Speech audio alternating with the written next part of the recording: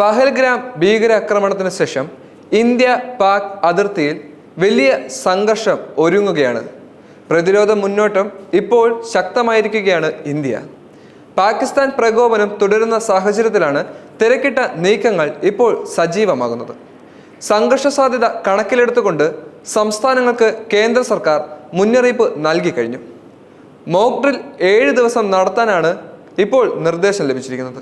അതിർത്തിയോട് ചേർന്നുള്ള സംസ്ഥാനങ്ങളോടാണ് പ്രധാനമായും ഇപ്പോൾ നിർദ്ദേശങ്ങൾ അറിയിച്ചിരിക്കുന്നത്. റഷ്യൻ പ്രസിഡന്റ് വ്ളാഡിമിർ പുടിൻ ഇന്ത്യക്ക് പൂർണ്ണ പിന്തുണ നൽകുകയും ചെയ്തു. പ്രധാനമന്ത്രി നരേന്ദ്രമോദിയുമായി നടത്തിയ ഫോൺ സംഭാഷണത്തിൽ ഭീകരവാദത്തിനെതിരായ ഇന്ത്യയുടെ പോരാട്ടത്തിന് പൂർണ്ണ പിന്തുണ നൽകുന്നതായി വ്യക്തമാക്കിയിട്ടുണ്ട് റഷ്യൻ പ്രസിഡന്റ്. പഹൽഗാം ഭീകരാക്രമണത്തിന് ഉത്തരവാദികളായവരെ നിയമത്തിന് മുന്നിലെത്തിക്കണമെന്നും പുടിൻ വ്യക്തമാക്കി. ജപ്പാൻ പ്രതിരോധ മന്ത്രി ജെൻ നഗാതാനിയുമായി പ്രതിരോധ മന്ത്രി രാജ്നാഥ് സിംഗ് കൂടിക്കാഴ്ച നടത്തുകയും ചെയ്തു. ഭീകരവാദത്തിനെതിരെ ഇന്ത്യയുടെ പോരാട്ടത്തിന് ജപ്പാൻ പൂർണ്ണ പിന്തുണയും പ്രഖ്യാപിച്ചിട്ടുണ്ട്. ഇന്ത്യൻ പ്രതിരോധ വെബ്സൈറ്റുകൾ ഹാക്ക് ചെയ്യാൻ പാക് സൈബർ ഗ്രൂപ്പുകൾ ശ്രമിക്കുന്നതായി റിപ്പോർട്ടുകളും ഇപ്പോൾ പുറത്തു വരുന്നുണ്ട്. അതേസമയം തന്നെ ജമ്മു കാശ്മീർ അതിർത്തി നിയന്ത്രണ രേഖയിൽ പാകിസ്ഥാൻ വെടിവെച്ച് തുടരുകയാണ്. ഇപ്പോൾ ഇന്ത്യ ശക്തമായി തന്നെ തിരിച്ചടികളും നടത്തുന്നുണ്ട്.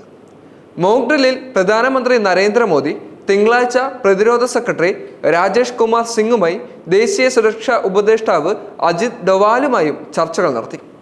സുരക്ഷാ സ്ഥിതിഗതികളും സൈന്യത്തിന്റെ മുന്നൊരുക്കങ്ങളും ഇരുവരും പ്രധാനമന്ത്രിയോട് വിവരിച്ചതായാണ് വിവരങ്ങൾ ലഭിക്കുന്നത്. പിന്നാലെയാണ് മോക്ക് ഡ്രിൽ നടത്താൻ നിർദ്ദേശങ്ങൾ വന്നത്. സംയുക്ത സേനാ മേധാവി ജനറൽ അനിൽ ചൗഹാനുമായും സേനാ മേധാവികളുമായും കഴിഞ്ഞ ദിവസങ്ങളിൽ നടത്തിയ കൂടിക്കാഴ്ചകളുടെ തുടർച്ചയായാണ് പ്രധാനമന്ത്രി പ്രതിരോധ സെക്രട്ടറിയെ കണ്ടിരിക്കുന്നത്. ധനമന്ത്രി നിർമ്മല സീതാരാമൻ ഏഷ്യൻ വികസന ബാങ്ക് പ്രസിഡന്റായ മസോത്തോ കാണ്ടോയെ കണ്ട് പാകിസ്ഥാനുമായുള്ള സഹായധനം കുറയ്ക്കാൻ അഭ്യർത്ഥിക്കുകയും ചെയ്തിട്ടുണ്ട്. അതിർത്തി കടന്നുള്ള ഭീകരവാദത്തെ പാകിസ്ഥാൻ വളർത്തുകയാണെന്നാണ് ഇന്ത്യയുടെ ആക്ഷേപങ്ങൾ ഉയർന്നു വരുന്നത്. ഇറ്റാലിയൻ ധനകാര്യമന്ത്രി ജിയാൻ കാർലോ ജിയോഗർട്ടിയോയും കണ്ട് ധനമന്ത്രി ഇതേ ആവശ്യങ്ങൾ ഉന്നയിച്ചിട്ടുണ്ട്. ജമ്മു കാശ്മീരിലെ പുഞ്ച് വനമേഖലയിലെ ഭീകരരുടെ ഒളിത്താവളം തകർത്ത് സുരക്ഷാ സേന വീണ്ടും രംഗത്ത് വരികയും ചെയ്തിട്ടുണ്ട്.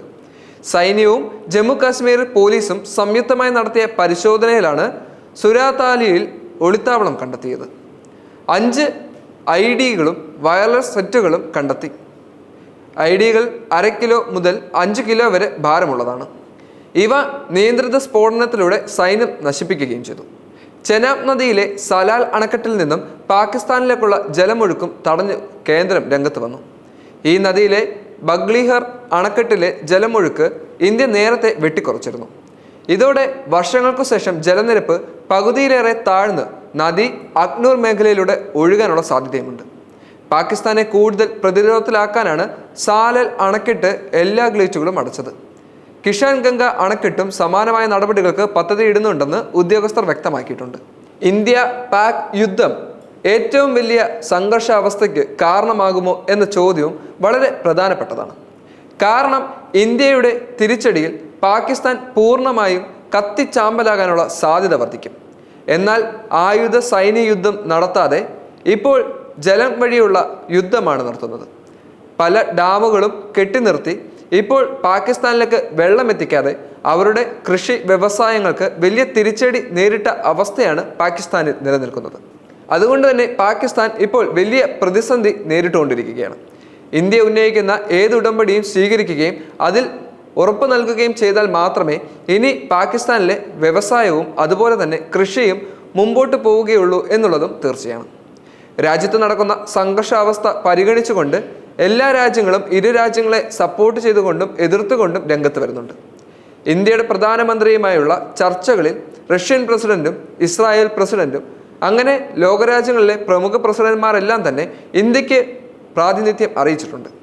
എന്നാൽ ചൈനയടക്കമുള്ള രാജ്യങ്ങൾ പാകിസ്ഥാനെ സഹായിക്കുകയാണോ എന്ന ചോദ്യം ഉയർന്നു വരുന്നുണ്ട്. എന്തായാലും ഈ ഒരു യുദ്ധം ഏറ്റവും വലിയ സംഘർഷത്തിലേക്ക് നയിക്കുകയാണെങ്കിൽ അത് ഇന്ത്യക്ക് കരുത്ത് പകരുന്ന പല രാജ്യങ്ങളും തമ്മിലുള്ള യുദ്ധങ്ങളായി മാറാൻ പാകിസ്ഥാന് കഴിയുമായിരിക്കാം. അതിനാൽ തന്നെ ഈ രാജ്യങ്ങളെല്ലാം തന്നെ പാകിസ്ഥാനെ ഇല്ലാതാക്കാൻ ശ്രമിക്കുകയും ചെയ്യും. അതുകൊണ്ട് ഒരു വലിയ യുദ്ധത്തിലേക്ക് മുമ്പോട്ട് പോകാതെ എല്ലാം പെട്ടെന്ന് അവസാനിപ്പിക്കുന്നതിന് വേണ്ടിയും തീവ്രവാദികളെ കണ്ടെടുത്തുകൊണ്ട് അവർക്ക് ശിക്ഷ നേടിക്കൊടുക്കുന്നതിന് വേണ്ടി പാകിസ്ഥാൻ സഹായിക്കുകയും വേണ്ടത് അവരുടെ കൂടെ ഉദ്ദേശമാണ്. ഇല്ലെങ്കിൽ വലിയ ക്ഷാമങ്ങൾ പാകിസ്ഥാനിൽ ഉണ്ടാകുമെന്നുള്ളത് തീർച്ചയാണ്. അത് ഇരു രാജ്യങ്ങളിലും വലിയ യുദ്ധങ്ങൾ ഉണ്ടാകുന്നതിൻ്റെ പ്രധാനപ്പെട്ട കാരണമായി മാറുമെന്നുള്ളതും തീർച്ചയാണ്.